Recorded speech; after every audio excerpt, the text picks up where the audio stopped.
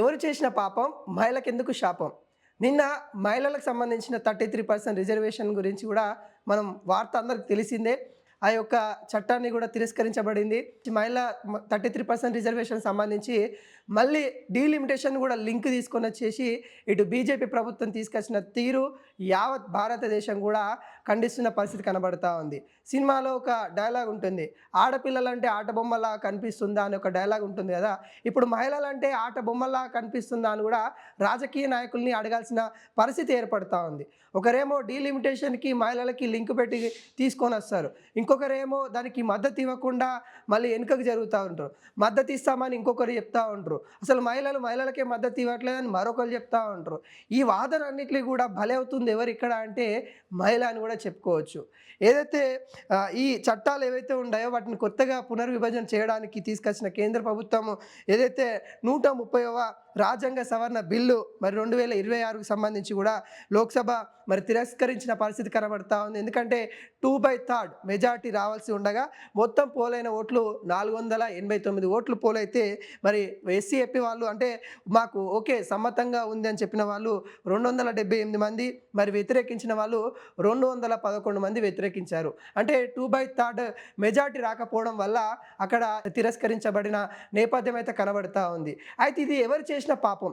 అయితే ఈ పాపం ఎవరు చేశారన్నది కూడా ఇప్పుడు మనం మాట్లాడుకున్నట్లయితే ముమ్మాటికి బీజేపీ ప్రభుత్వం చేసిన పాపమే అని కూడా మెజార్టీ పీపుల్ అంటా ఉన్నారు. ఇది నేనంటున్న మాట కాదు, మెజార్టీ భారతదేశ ప్రజలు అంటున్న మాట ఏంటంటే ఇది ముమ్మాటికి బీజేపీ చేసిన కుట్ర, బీజేపీ చేసిన ప్రణాళిక వల్లనే ఈరోజు మహిళలకు సంబంధించిన 33% రిజర్వేషన్ తిరస్కరణకి గురైంది అన్నట్టుగా ఇక్కడ క్లియర్ కట్గా కనబడతా ఉంది.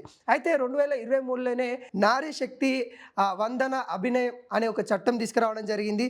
ఆ చట్టం ప్రకారము మరి 2023లోనే మహిళలకి 33% రిజర్వేషన్ కలిగించాలని 2023లో అనుకున్నప్పుడు మరి ఈ సంవత్సరం కూడా మరి 2026 వచ్చినా కూడా మహిళలకి మరి చట్టంలో వాళ్ళకి ఒక రిజర్వేషన్ కల్పిస్తూ ఉన్నారా అంటే లేదనే సమాధానం బలంగా వినిపిస్తూ ఉంది.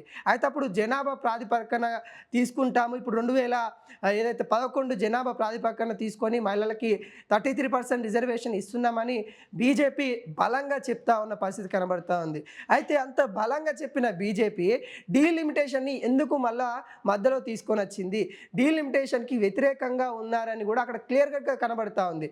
డీలిమిటేషన్కి సంబంధించిన ప్రతి విషయంలో కూడా దక్షిణ రాష్ట్రాలు వ్యతిరేకంగా ఉన్నాయి. స్టాలిన్ గారు వ్యతిరేకంగా ఉన్నారు. ఇక్కడ ఉన్న తెలంగాణలో ఉన్న సీఎం రేవంత్ రెడ్డి వ్యతిరేకంగా ఉన్నారు. అటు కేరళలో ఉన్న నాయకులు కూడా వ్యతిరేకంగా ఉన్నారు. పుదుచ్చేరిలో ఉన్న నాయకులు కూడా వ్యతిరేకంగా ఉన్నారు. దక్షిణ రాష్ట్రాలు మొత్తం వ్యతిరేకంగానే ఉన్న నేపథ్యం కనబడతా ఉంది. అయినా కానీ మహిళల రిజర్వేషన్కి మరియు ఈ డీలిమిటేషన్కి లింక్ పెడుతూ రెండు ఒకేసారి తీసుకురావడం, ఈరోజు తిరస్కరణకి గురి కావడం ముమ్మాటికి బీజేపీ చేసిన వైఫల్యాల వల్లనే ఈరోజు ఈ విధంగా జరిగింది అన్నట్టుగా క్లియర్ కట్గా కనబడతా ఉంది. అయితే ఇక్కడ ఒక ప్రశ్న తలెత్తుతా ఉంది. ఇంత హడావుడిగా ఎందుకు మహిళల రిజర్వేషన్ని ఇప్పుడే పాస్ చేయాలని చూస్తూ ఉన్నారు, డీలిమిటేషన్ని ఇప్పుడే పాస్ చేయాలని చూస్తూ ఉన్నారని ఒక ప్రశ్న తలెత్తుతా ఉంది.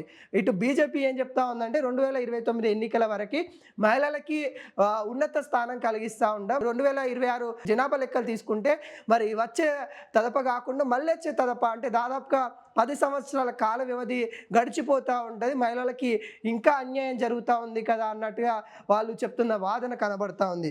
కానీ ఇక్కడ డీలిమిటేషన్కి వ్యతిరేకంగా ఉన్నాము బలంగా చెప్తా ఉన్న నేతృత్వంలో మళ్ళీ అదే వాదనని మొండిగా తీసుకొని వచ్చేసి ఈరోజు పార్లమెంటు వేదికగా మరోసారి మహిళలని మరి అగౌరవపరిచిన ఘనత బీజేపీకి చెందుతుంది అన్నట్టుగా ఇటు ప్రతిపక్షాలు కూడా ఇటు క్లియర్ కట్గా చెప్తున్న పరిస్థితి కనబడతా ఉంది.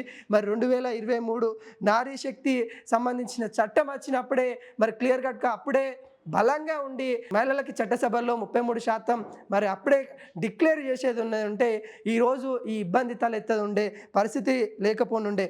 కానీ ఈరోప్పటికి కూడా మరి కేంద్ర ప్రభుత్వం తీరైతే మారని పరిస్థితి కనబడతా ఉంది. ఇంకొక 15 సంవత్సరాలు అయినా కానీ ఈ సంబంధించిన వివాదం ఏదైతే ఉందో ఆ వివాదము మరి ఇంకా ఉండని పరిస్థితి కనబడతా ఉంది. ఎందుకంటే 15 సంవత్సరాలు అయినా కానీ ఈ మహిళలకు సంబంధించిన రిజర్వేషను మరి సాల్వ్ అవుతుందా అంటే లేదనే సమాధానం నిపుణుల నుండి అయితే చెప్తా ఉన్న పరిస్థితి అయితే కనబడతా ఉంది. మొత్తం రాజకీయ కుట్రల వలనే మహిళ అయితే బందీగా ఉండాల్సిన పరిస్థితి ఏర్పడింది. ఇప్పటికి కూడా మనం చాలా గ్రామాలలో జిల్లాల్లో చూస్తూ ఉన్నాము. ఇటు సర్పంచ్గా భార్య ఉందంటే అక్కడ పెత్తనం చేసేది ఎవరంటే భర్తనే పెత్తనం చేస్తూ ఉన్న పరిస్థితి కనబడతా ఉంది. భార్య ఎమ్మెల్యే ఉన్నా కానీ అక్కడ మొత్తం చూసుకునేది భర్తనే ఎమ్మెల్యేగా వివరిస్తూ ఉన్న పరిస్థితి కనబడతా ఉంది. వాళ్ళకి 33% రిజర్వేషన్ ఇచ్చినా మళ్ళీ పెత్తనం చేసేది అక్కడ పురుషులే. 50% ఇచ్చినా కానీ మళ్ళీ అక్కడ పెత్తనం చేసేది పురుషులు అనే విధంగా బలంగా చెప్తున్న పరిస్థితి కనబడతా ఉంది. అయితే ఈ చట్టం గురించి కూడా ఈరోజు కేంద్ర క్యాబినెట్ అయితే చర్చలు అయితే జరుగుతూ ఉన్నాయి. మరి కేంద్ర క్యాబినెట్లో ఈరోజు చర్చలు ఏ విధంగా ఉండబోతా ఉన్నాయని మనం ఒకసారి చూసినట్లయితే ఖచ్చితంగా వాటికి సంబంధించి కూడా కొన్ని అంశాలని తెరపైకి తీసుకొని చేసి మరోసారి వర్షాకాలం మరి సమావేశాలలో పార్లమెంట్లలో కూడా మహిళలకు సంబంధించిన బిల్లు మరోసారి ప్రవేశపెట్టనున్నట్టు కూడా బీజేపీ చూస్తున్న పరిస్థితి కనబడతా ఉంది. మరి చూడాలి, ఎవరో చేసిన పాపం బలి అవుతుంది మహిళ అన్నట్టు కూడా ఇక్కడ క్లియర్ కట్గా తెలుస్తూ ఉంది.